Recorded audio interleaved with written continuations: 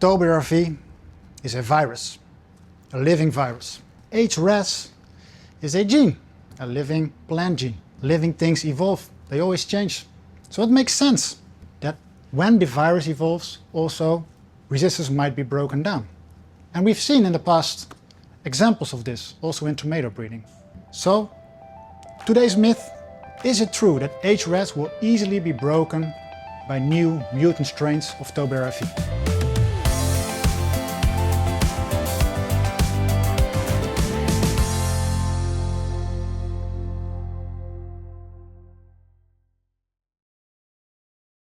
So Mike, I'm an 80s kid. I grew up with the Teenage Mutant Ninja Turtles. Do you know these guys?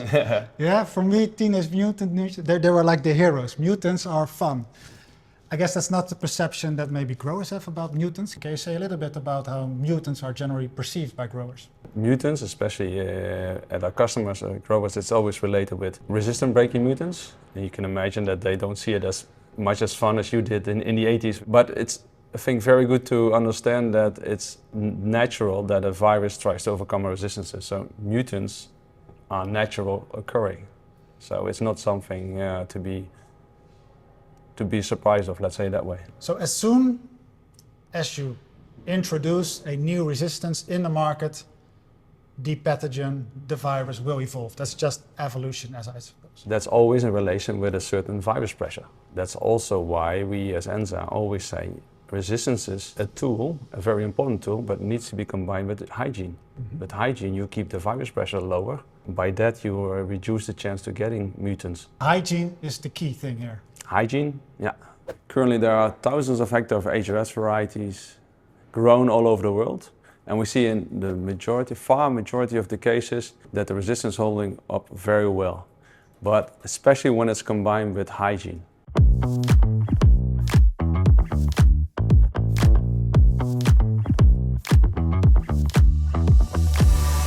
So, will mutants arise? For sure, that's biology. But not every mutation is bad. Which ones are, which ones aren't, that's an active research line here at ENSA. When viruses replicate, small copying mistakes happen. Most of these mistakes make the virus weaker, so they fade away quickly. Very occasionally, a copying mistake appears that helps the virus slip past a resistance gene. Those rare mutants usually pay a price. They lose strength somewhere else. In the 1960s, breeders introduced TM22 to protect against ToMV with high resistance. Already in the early deployment of TM22, the virus produced a few mutants that could bypass TM22 recognition. They never became a widespread problem. As an industry, we handled those variants calmly and effectively for decades. So how do we know what mutations are out there and if it's a threat to our HREZ defense?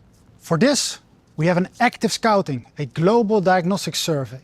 Each week we get new samples coming in, so our phytopathology team, led by Sergio, can keep a close eye on all the diversity that's out there.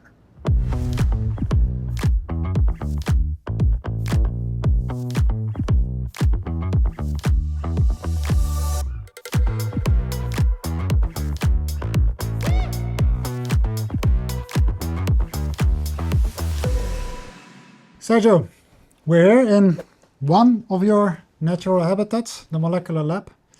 We, as a department, receive quite some samples on a yearly basis. Can you say a little bit about the diagnostics process? How does it look like and why do we actually monitor actively the kind of viruses that occur in the world? Since we deployed our HREZ varieties in the market, we've received over thousands of samples and analyzed them in different ways. In this lab, indeed, this is my natural habitat, so we analyze them molecularly. So we identify, for instance, sequences in the virus that we're interested in. And that's mainly to see if there are particular mutations in a particular gene of the virus that it overcomes the HREZ resistance. And that's why we're analyzing them, amplifying the virus particles and then sequencing them to learn more about those mutations. So we monitor globally the situation by analyzing thousands of samples to study what kind of new mutations are out there. And then, if so, we like to study the impact it has on our HREZ resistance, and then thirdly, what the impact is on the virus virulence and the capacity to move from plant to plant, so the fitness penalty.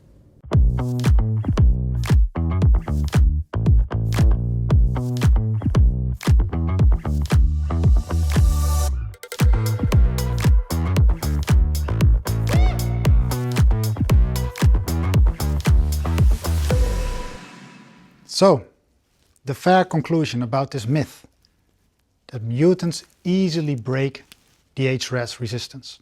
What's true about it?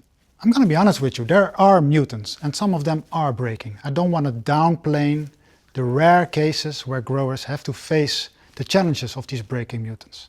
But the reality is, the vast majority, over 95% of all the actors that we have with HREZ genetics stand firm on the ground. The resistance really holds up. And it's not just a matter of genetics, it's always a combination of high pressure. And that's where you and your hygiene measures really come in as a grower.